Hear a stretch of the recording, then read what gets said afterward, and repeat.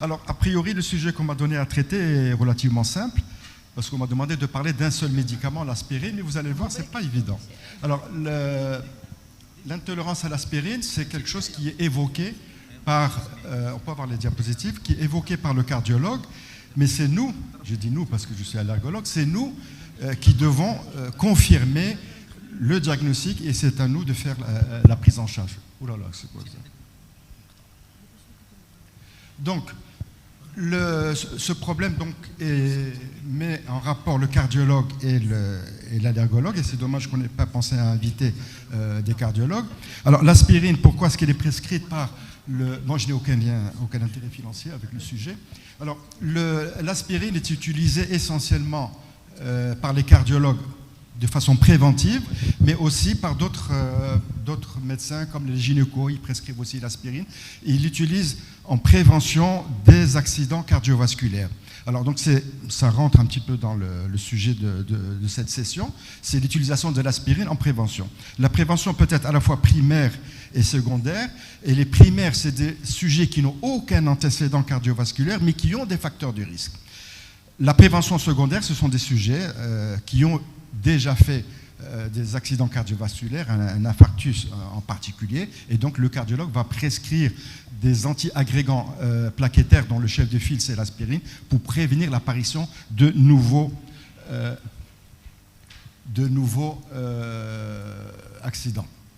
Alors, donc, les facteurs de risque chez les sujets qui n'ont pas d'antécédents, qu'on doit justement rechercher pour prévenir donc l'apparition de ces manifestations. Alors, il y a des facteurs qui sont non modifiables ou irréversibles, l'âge, le sexe, les facteurs génétiques, mais il y a des facteurs de risque qui sont évitables, qu'il faut rechercher et qu'on peut agir sur ces facteurs, en particulier l'hypertension, le diabète, les hyperlipidémies, le diabète, la sédentarité et l'obésité. Donc, on peut agir d'abord sur ces facteurs de risque avant de proposer donc une thérapeutique à visée anti-agrégante plaquettaire.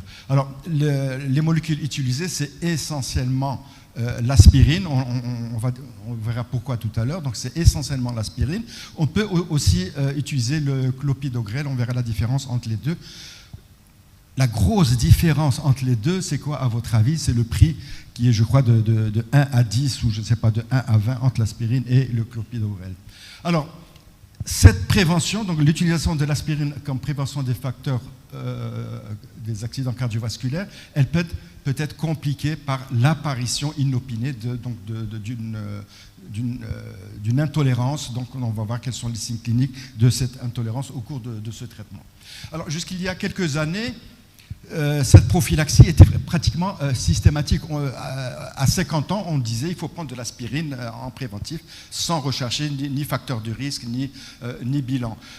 En 2022, donc, la Société américaine donc, de cardiologie a quand même mis un petit frein à cette utilisation trop large et en codifiant donc, la prévention secondaire et en diminuant les indications de la prévention primaire. Donc on prescrit bien sûr toujours l'aspirine, mais les indications ont été un petit peu réduites.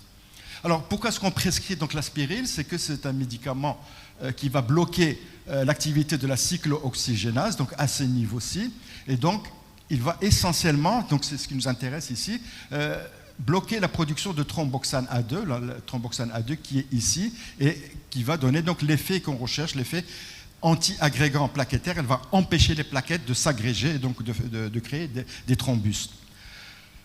Elle va bloquer à ce niveau, donc c'est ce qu'on recherche, donc elle va diminuer donc l'agrégation plaquettaire, mais elle va aussi agir, elle va bloquer certains effets homéostatiques, en particulier la protection de la muqueuse. Certaines prostaglandines protègent la muqueuse, et donc ce blocage explique donc le risque d'hémorragie donc quand on prescrit l'aspirine. Donc l'effet recherché, l'effet anti-agrégant, c'est pas inhibition de la synthèse de thromboxane A2, mais comme je viens de le dire, donc il y a une augmentation du risque hémorragique, surtout chez les sujets prédisposés qui ont déjà un ulcère gastrique ou des antécédents d'AVC hémorragique. L'aspirine peut être prescrite seule ou bien il y a des protocoles où on l'associe au clopidogrel. Il semblerait que, d'après les études, l'association des deux serait plus efficace que l'aspirine seule. Les doses d'aspirine donc en prophylaxie, c'est entre 75 et 160 mg par jour, en sachant qu'il y a de nouveaux antiagrégants plaquettaires qui commencent à sortir. On ne les a pas encore au Maroc, le ticagrelor et le prasugrel, donc ils sont peut-être beaucoup plus spécifiques, mieux tolérés, mais beaucoup plus chers, peut-être, on va le voir. Alors, cette intolérance, est-ce qu'elle est fréquente ou pas? Elle est quand même relativement rare dans la population générale. Ça ne dépasse pas 2%, mais ça peut aller jusqu'à 30% chez les asthmatiques sévères. C'est un profil un petit peu particulier. Donc, chez ces sujets-là, il faut être particulièrement prudent. Par quoi elle se manifeste? Nous, on le sait, mais il faut le dire aux cardiologues. Cette intolérance se manifeste par des crises d'asthme, par une urticaire chronique et un syndrome d'intolérance multiple aux AINS. La conduite à tenir pour le cardiologue ou les gynécos, elle est simple, tu arrêtes tout de suite l'aspirine, il n'y a pas à discuter. Arrêtez l'aspirine immédiatement parce qu'il y a donc un risque de manifestation d'anaphylaxie, je dirais parfois. Donc il faut absolument l'arrêter. Une petite parenthèse, chez certains malades, il y a un mécanisme de résistance à l'aspirine d'origine génétique, et là aussi, ça rentre dans la prévention, dans le dépistage. Il y a une forme particulière, donc un phénotype particulier, où l'aspirine est inefficace quand on la prescrit dans cette indication pour des raisons génétiques. Alors, vous l'avez compris, le mécanisme n'est pas immunologique. Il n'est pas IgE-médié, vous l'avez vu dans le schéma, il n'y a pas d'IgE, il n'y a pas d'allergie. Donc c'est un mécanisme pharmacologique, c'est l'inhibition de la COX-1 et cette réaction, elle est dose dépendante. Ce n'est pas une allergie, donc ça dépend de la dose. Le blocage de la voie de la cyclooxygénase va dévier, vous vous rappelez du schéma, va dévier le catabolisme de l'acide arachidonique vers l'autre côté, vers l'autre bras, et la synthèse de l'eucotriène, c'est qui explique les phénomènes de type crise d'asthme urticaire. Le diagnostic repose sur une histoire clinique évocatrice et il est confirmé par le test de provocation, c'est le gold standard donc pour les allergologues. Les tests cutanés, bien sûr, ne sont pas indiqués, donc ils n'ont aucun intérêt, ni les tests cutanés, ni les dosages des IgE. Donc le cardiologue vous envoie un malade, il vous dit, voilà, il est sous aspirine, je suspecte une intolérance. Comment vous allez faire le diagnostic? Eh bien, comme toujours, il faut vérifier l'imputabilité en fonction du délai d'apparition de la réaction après la prise d'aspirine. Si les signes sont apparus 15 jours après, c'est douteux. Donc le délai d'apparition, l'évolution des symptômes, à l'inverse, l'évolution des symptômes quand on arrête l'aspirine. Par contre, la troisième étape, on ne la fait pas, donc ça c'est le tableau classique, mais on ne va pas le faire dans ce cas. L'apparition de réactions identiques à une nouvelle administration. Non, donc on ne va pas retester l'aspirine pour voir si le malade réagit. Donc on ne fait pas le troisième. Donc ça, on l'évoque, mais la confirmation, c'est de cette intolérance, c'est le test de provocation, essentiellement dans ce cas pour l'aspirine, le TPO, le test de provocation orale, mais on peut faire aussi des tests inhalés ou parentérales. Donc le TPO fait le diagnostic, et qu'est-ce qu'on fait après? Devant un TPO positif, un TP positif, on va proposer au malade une induction de tolérance qui permettra la prise ultérieure sans risque de l'aspirine, parce que c'est un médicament indispensable. Pour les malades qui ont des antécédents de cardiopathie, c'est un médicament indispensable qui peut leur sauver la vie. Donc, on a besoin de le réutiliser, donc il faut faire une induction de tolérance. Le principe, c'est quoi du TPO, d'abord? C'est administrer Péros, de préférence dans le TPO, des doses progressivement croissantes d'aspirine toutes les 30 minutes en surveillant l'apparition de réactions d'intolérance. Je suis sûr que dans la salle, certains sont beaucoup plus qualifiés que moi pour décrire donc, cette technique.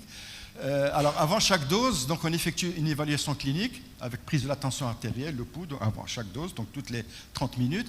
Et quand on a donné la dose, donc toutes les 30 minutes, il faut vérifier, donc, rechercher l'apparition de risque de signes d'intolérance toutes les 30 minutes. Une chute du VEMS, donc il faut faire une spirométrie, une chute du VEMS de 20% ou l'apparition de signes cliniques. Dans ce cas-là, donc le TPO, on dit que le TPO est positif et on arrête, on a confirmé l'intolérance à l'aspirine. Alors, il y a plusieurs modalités de TPO. Je crois qu'il y a autant de protocoles que de services. Florence, je ne sais pas si vous pourrez nous en parler tout à l'heure. Et les taux de succès varient en fonction de la procédure, mais ça dépasse toujours 80%, 80, 95%. Alors, il y a des règles quand même à respecter, il faut faire attention. En cas d'antécédent d'hypersensibilité grave retardée, un Steven Johnson, une néphrite interstitielle aiguë, non, on ne fait même pas le TPO, donc on contre-indique l'aspirine. La prescription d'aspirine est contre-indiquée à vie dans ce cas-là. En cas d'asthme exacerbé par l'aspirine, ce n'est pas une contre-indication, mais il faut que le malade soit contrôlé. Donc on ne va pas faire un TPO chez un malade instable. En cas d'urticaire idiopathique chronique exacerbée par la prise d'aspirine ou d'INS, ce n'est pas une contre-indication, là non plus, mais le taux d'échec est assez important quand même. Alors j'ai dit qu'il y a plusieurs protocoles. Ils sont basés sur la même technique, on ne va pas rentrer dans les détails, c'est administrer toutes les 30 minutes, par voie orale dans le TPO, des doses d'aspirine pour arriver. L'aspirine, c'est un petit peu particulier parce qu'on la donne à dose prophylactique. En général, quand on fait un TPO pour la pénicilline, par exemple, on augmente les doses jusqu'à arriver à une réaction. On dit, voilà, ça c'est la dose réactogène. Dans l'aspirine, puisqu'on la donne à dose prophylactique, 75-120 mg, on fait un TPO, et si on arrive à 120 mg et que le malade ne réagit pas, on arrête et on dit que c'est bon, on peut faire la prophylaxie avec 120 mg. C'est bon. Quelques remarques. Il peut y avoir quand même quelques risques un petit peu pendant la procédure. Donc il faut toujours expliquer au patient la procédure, les risques, il faut toujours expliquer. Le patient doit donner son accord, éclairé et signé normalement, donc ça doit être dans le dossier. Le TPO doit être fait dans un centre hospitalier avec l'atmosphère adéquate autour, équipe médicale disponible pour prendre en charge éventuellement une réaction sévère. Je ne sais pas ce qu'il en pense Maharaoui, mais il faut hospitaliser 24 heures le malade après quand même un TPO. En cas de réaction sévère, il faut procéder au TPO dans une unité de soins intensifs.